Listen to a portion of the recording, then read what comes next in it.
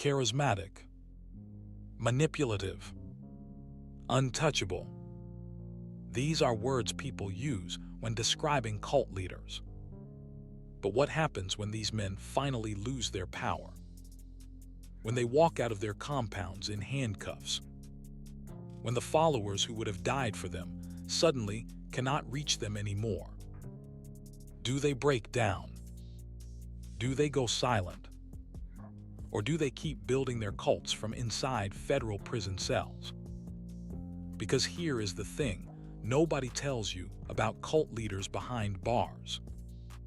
Most of them never stop being cult leaders. Even when their compounds are seized. Even when their followers are scattered. Even when they are alone in a 6x8 cell with no audience left. The personality that built the cult does not disappear when the freedom ends. Let's go through them. What really happens to cult leaders in American prisons? Charles Manson. It is Charles Manson, the most infamous cult leader in American history. The man who orchestrated the Tate LaBianca murders in August 1969. The man whose face appeared on more magazine covers in the 1970s than any other criminal in American history.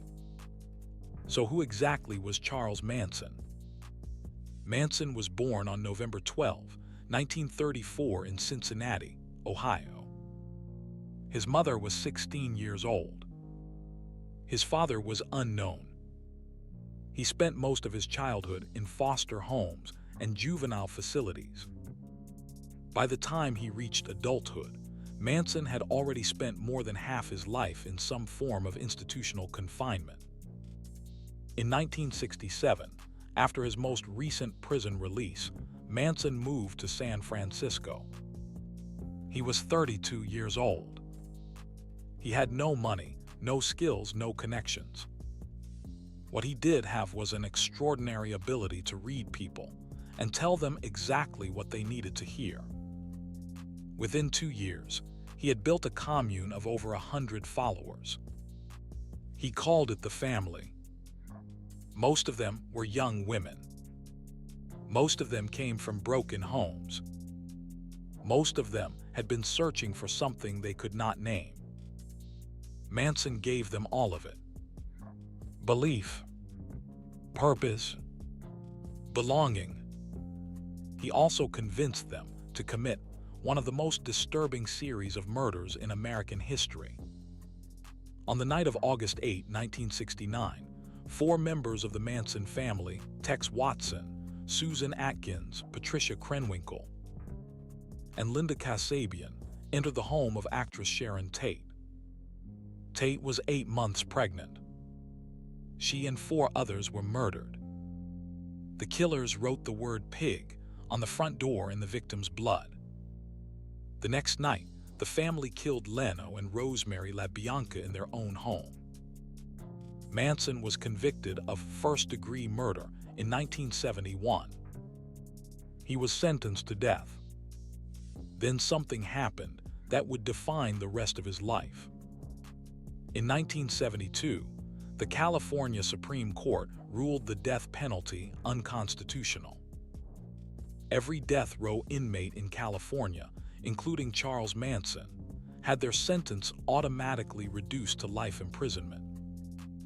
Manson would now spend the rest of his life in a federal facility. But here is what surprised everyone about Manson's life behind bars. He never stopped recruiting. He received over 60,000 letters during his time in prison, more mail than any other inmate in American history. Women still wrote him. Men still pledged loyalty. He gained new followers from inside his cell. In 1986, a woman named Lynette Squeaky Fromm, a former Manson family member who had attempted to assassinate President Gerald Ford in 1975, escaped from federal prison.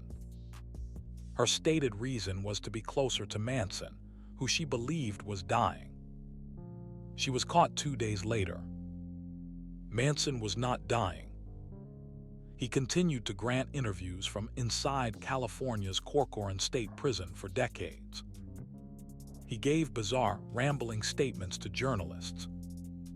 He acquired tattoos, including the swastika carved into his forehead. He was caught with weapons in his cell on multiple occasions. He was found with a homemade weapon in 1989, with LSD in his cell in 1991, with a working cell phone hidden inside his prison issue cup in 2009. He continued to influence followers on the outside through letters and visits. In 2014, at the age of 80, Manson obtained a marriage license to marry a 26-year-old woman named Afton Elaine Burton, who had moved to Corcoran specifically to be near him. The marriage license expired before they actually wed. Manson died on November 19, 2017, at a hospital near Corcoran State Prison. He was 83 years old. He had spent the final 46 years of his life in prison, and he had never stopped being Charles Manson, the cult leader who ordered the murders that defined American violence in the 1970s. Remained a cult leader until the day he died. The bars never broke him. They just changed where he held court. Warren Jeffs. Now let's go to Texas, where the leader of the most notorious religious cult in modern American history is currently serving a life sentence and is still considered the spiritual leader of his organization, despite being in prison for over a decade. Warren Jeffs was the president and prophet of the Fundamentalist Church of Jesus Christ of Latter-day Saints, known as the FLDS. The FLDS, a polygamist sect that broke away from the mainstream Mormon Church in the early 1900s, after the LDS Church officially renounced polygamy. Jeffs took over leadership of the FLDS in 2002 after his father's death. So how did Warren Jeffs end up on the FBI's 10 most wanted list? The answer is what he did with his power. Under Jeffs' leadership, the FLDS practiced what its members called celestial marriage, a doctrine that justified the marriage of older men to multiple young women, including underage girls. Jeffs himself was eventually documented as having married at least 78 wives, several of whom were under the age of 18 at the time of the marriages. He had built a religious empire valued at over $100 million. The FLDS owned land in Utah, Arizona, Texas, and other states. The community of Hilldale, Utah, and Colorado City, Arizona was almost entirely under FLDS control. The local police were FLDS members. The local courts were FLDS members. The state had limited ability to investigate what was happening inside the community. Jeffs went on the run in 2005 after Utah authorities issued warrants for his arrest. He spent over a year as a fugitive. He was added to the FBI's 10 most wanted fugitives list in May 2006. He was captured during a routine traffic stop in Las Vegas, Nevada in August 2006. His trial in Texas in 2011 produced evidence that shocked even prosecutors who had spent their careers handling cases of this kind. Audio recordings were played in court. The recordings included Jeffs preaching to his followers. The content of those sermons was specific enough that the prosecution did not need to rely on witness testimony alone. Surprisingly, Jeffs' own recorded words were the strongest evidence against him. He was convicted of 2 counts of sexual assault of a child. He was sentenced to life in prison plus 20 years. He was sent to the Powledge Unit in Palestine, Texas, a maximum security state prison. But here is what nobody expected about Warren Jeffs' incarceration. He continues to lead the FLDS from prison. his followers still consider him their prophet. He communicates with them through letters and through messages relayed by approved visitors. New revelations attributed to Jeffs continue to be distributed within the FLDS community. His brother Lyle Jeffs, who served as a temporary leader after Warren's imprisonment, was himself arrested and convicted of food stamp fraud in 2017. The FLDS community has been documented receiving over 50 separate revelations attributed to Warren Jeffs since his incarceration. He has issued instructions about who members should marry, about who should be excommunicated, about financial decisions for the community, about prophecies regarding the end of the world. Federal investigators have monitored his communications for years. The communications continue. In 2011, shortly after his sentencing, Jeffs declared a hunger strike from prison. His weight dropped to 127 pounds. He was hospitalized in a coma. Doctors performed life-saving procedures. He survived. He resumed leading the FLDS from his prison cell within weeks of his recovery. Warren Jeffs is currently 68 years old. He will not be eligible for parole until 2038. He will be 82 when his first parole hearing occurs. He continues to be the spiritual leader of an organization that the federal government cannot fully reach. His cult did not end when he went to prison. It simply moved its headquarters to a Texas state penitentiary.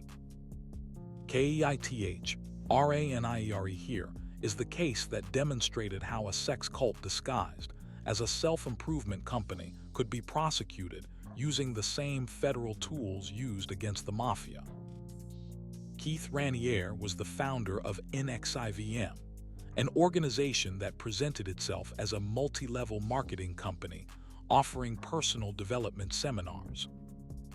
By 2017, NXIVM had over 16,000 members. It included celebrities, executives, and the children of powerful families. Underneath the legitimate business structure was something different. Raniere had built an inner circle within NXIVM called DOS, a Latin acronym that stood for Dominus Equus Sororium, roughly translated as Master Over. Slave women, members of DOS, were required to provide what was called collateral, explicit photographs, signed statements admitting to crimes they had not committed, financial information that could be used to destroy them. The collateral was held by Raniere as insurance against members ever leaving. Members of DOS were also branded. They were physically branded with Raniere's initials in a ritual performed without anesthesia. The branding was disguised within DOS as a symbolic mark representing the 4 elements. In reality, the design was Raniere's monogram. So how did NXIVM finally come down? The answer was an actress named Sarah Edmondson. Edmondson had been a senior member of NXIVM for over 12 years. She had recruited dozens of new members herself. She had risen high within the organizational hierarchy. She was also branded. In June 2017, Edmondson decided she could not continue. She broke ranks with NXIVM. She took her story to the New York Times. The story was published in October 2017. It included photographs of the brand on her body. The story brought down the entire organization within months. Federal prosecutors in the Eastern District of New York began their investigation immediately. By 2018, Raniere had been arrested in Mexico, where he had fled to avoid prosecution. He was extradited to the United States to face charges including sex trafficking, racketeering, and forced labor. His trial in 2019 lasted 6 weeks. The jury convicted him on all counts after only 4 hours of deliberation. He was sentenced to 120 years in federal prison. But here is the part of Ranier's incarceration that surprised federal officials. He has not stopped leading NXIVM. From his cell at the Tucson, United States Penitentiary, Raniere has continued to communicate with his remaining followers through approved correspondence. A core group of NXIVM members, referred to in court documents as the Raniere Forum, continues to defend him publicly. They argue that he was wrongfully convicted. They run social media accounts dedicated to clearing his name. They organize legal defense fundraising efforts. Several members of this remaining group have themselves been investigated by federal authorities for various offenses connected to their continued NXIVM activities. In 2021, federal investigators discovered that Raniere had been using contraband cell phones to communicate with followers. The communications included recorded messages that were then distributed within the remaining NXIVM community. His communication privileges were restricted as a result. The communications continued through different channels. Raniere has filed multiple appeals. All of his appeals have been denied. He has filed motions for new trials based on alleged juror misconduct, alleged prosecutorial misconduct, and alleged ineffective assistance of counsel. All of his motions have been denied. He continues to maintain that NXIVM was a legitimate self-improvement organization. He continues to insist that the women in Doss consented to everything that was done to them. He continues to believe that he is the victim in his own case. His followers continue to believe him. This is the part of cult leadership that federal prison cannot reach. The belief. You can incarcerate the body. You cannot incarcerate the worldview that the leader has installed in the minds of his followers. Raniere will spend the rest of his life in federal prison. His followers will spend the rest of their lives believing he was wrongfully convicted. Both of these facts will continue to be true simultaneously for as long as Raniere is alive. Jim Jones's surviving leadership now back to a different kind of cult, one whose leader did not survive to see prison, but whose surviving leadership did. Jim Jones was the founder of the People's Temple. He led his followers from Indiana to California to a remote settlement in Guyana that he called Jonestown. On November 18, 1978, Jones orchestrated the deaths of over 900 of his followers in a mass suicide murder using cyanide-laced Flavor Aid. Jones killed himself with a gunshot to the head. He never faced trial. He never went to prison. But several of his closest associates did. Larry Layton, a senior People's Temple member, was the only person convicted in connection with the Jonestown massacre. Layton had participated in the murder of Congressman Leo Ryan and 4 other people at the Port Kaituma airstrip in Guyana, an attack that occurred hours before the mass deaths at Jonestown itself. Layton was extradited to the United States in 1980. He was tried in federal court in San Francisco. His first trial in 1981 ended in a hung jury. His second trial in 1986 resulted in his conviction on charges including conspiracy to murder a member of Congress. He was sentenced to life in prison. Layton served 26 years before being granted parole in 2002.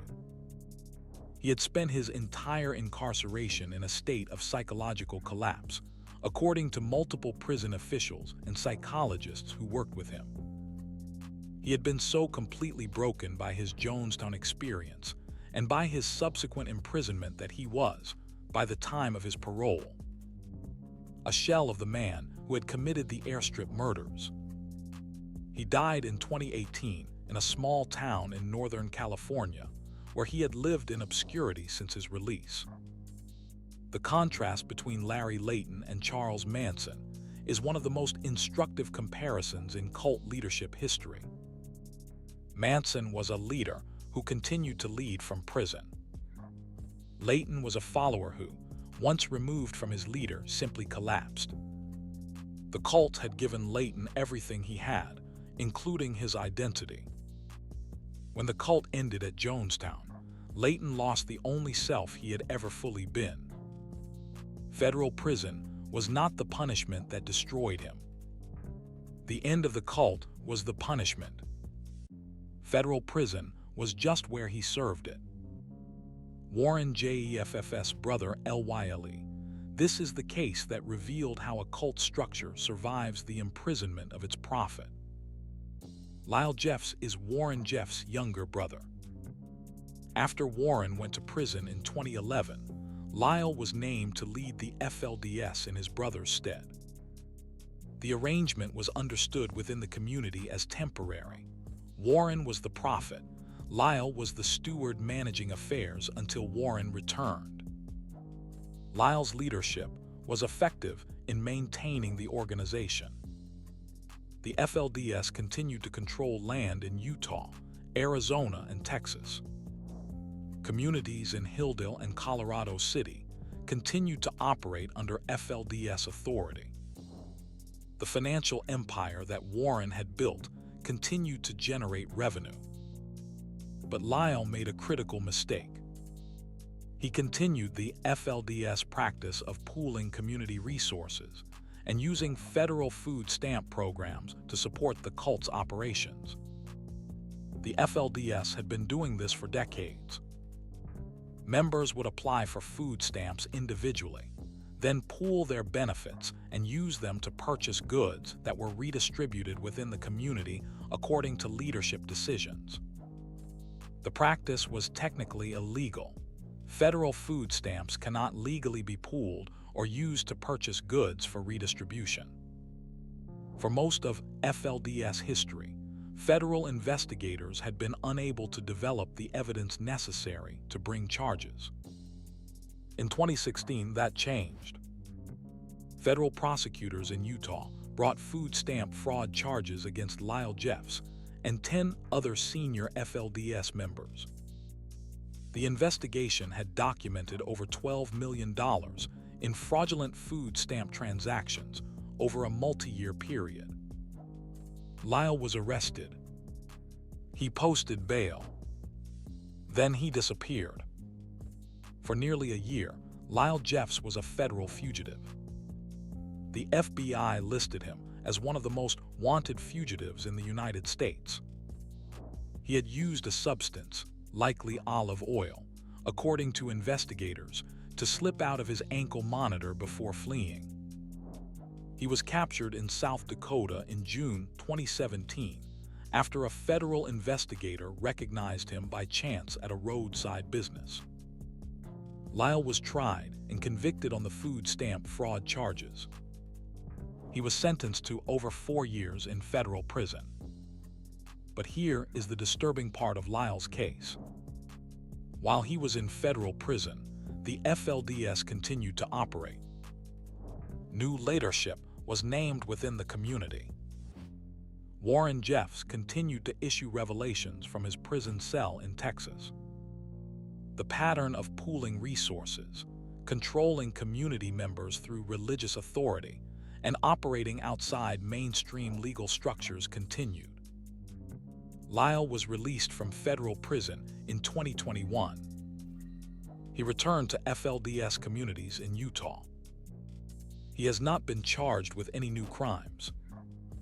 He continues to be involved in FLDS leadership in a capacity that federal investigators continue to monitor.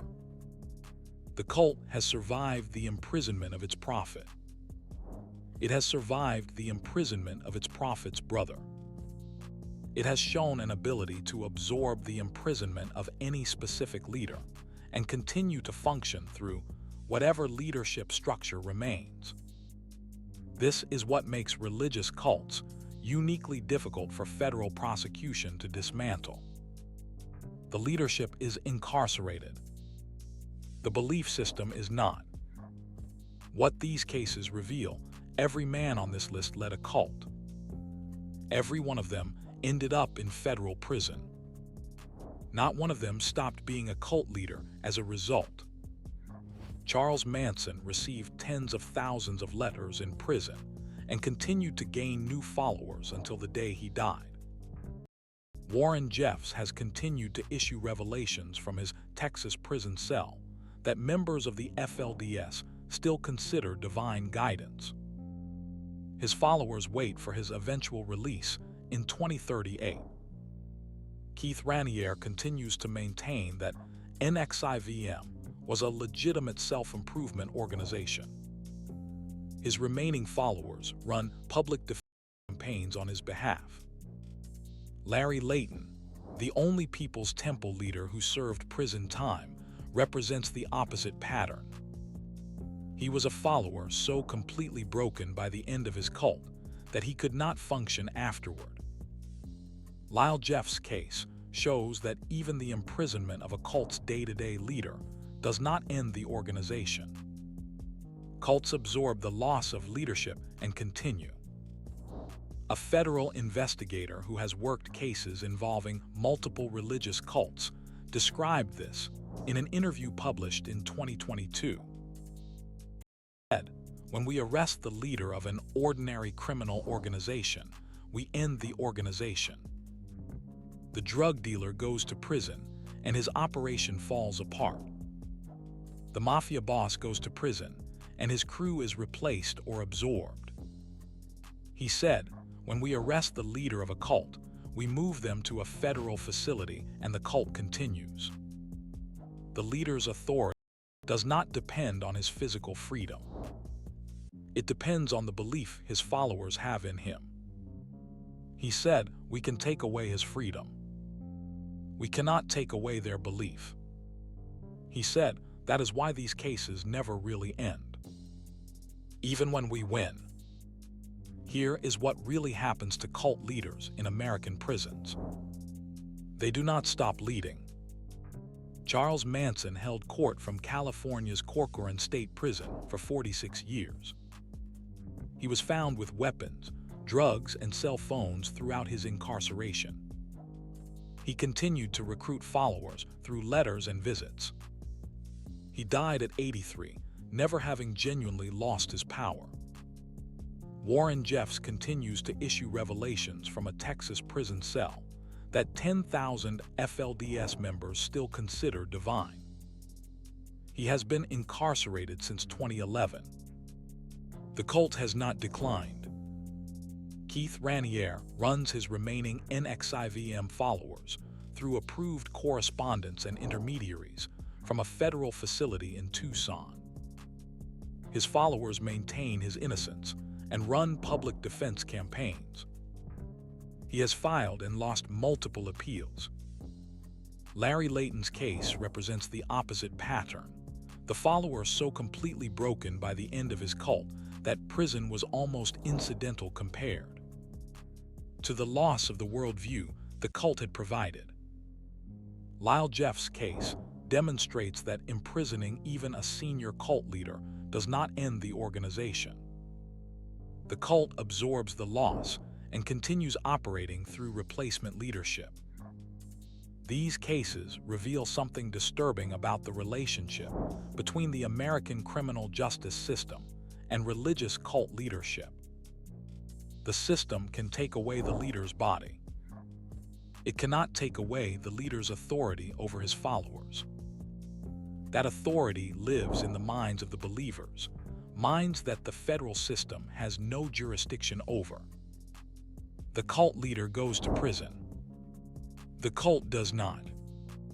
If you want to understand how cult leaders maintain their authority from inside federal facilities, the specific communications methods, the legal loopholes, the ways followers continue to receive guidance from imprisoned prophets, the next video goes exactly there.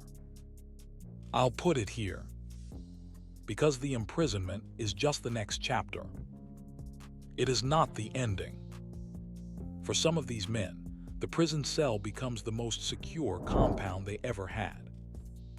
The walls keep enemies out. They do not keep followers away. That has always been the difference between criminal organizations and religious cults. And it is the difference that the American prison system was never designed to address.